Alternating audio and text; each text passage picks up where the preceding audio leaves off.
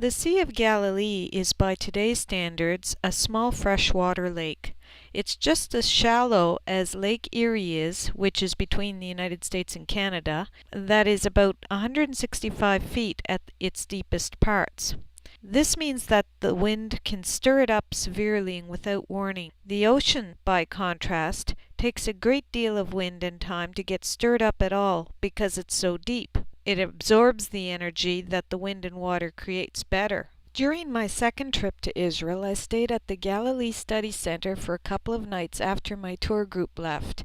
Earl Davis is the host and tour guide of anyone that comes there, so he took me around along with a father and son to a few places, which I'll talk about later. He told me that he has seen the waves of Galilee get up to 3 stories, or 30 feet, on different occasions in January. I spoke to an experienced sailor about this, asking what waves are like that are 30 feet high for someone who sails. He said it depends on whether it's an ocean wave or a small lake wave.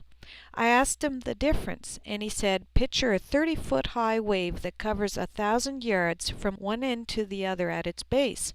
It's no big deal to a sailor, but picture a small lake wave that's 30 feet high and 10 feet across at its base. Modern-day, most seaworthy, huge ships are at risk of capsizing. Now picture what boats were made like in Jesus' day. Research in the famous first-century boat recovered from the bottom of Galilee in 1986 show that ancient boats didn't have keels to help stabilize them. Rather, they relied on the breadth of the boat for stability. They were relatively flat bottoms, so they could be pulled up onto shore easier. This made them much more tipsy than modern-day boats. Now picture the weather patterns of Galilee. The wind generally blows from the west over the Mediterranean. This air is cool and Galilee is surrounded by hills, and since Galilee is 696 feet below sea level, it's quite warm at all times of the year compared to the air that can blow in on it.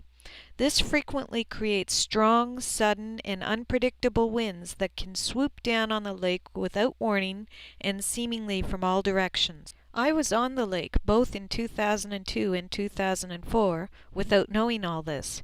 In 2002, I noticed how quickly it went from being mirror-like when we got in the boat to being quite stirred up as we crossed the lake to being mirror-like again as we got out.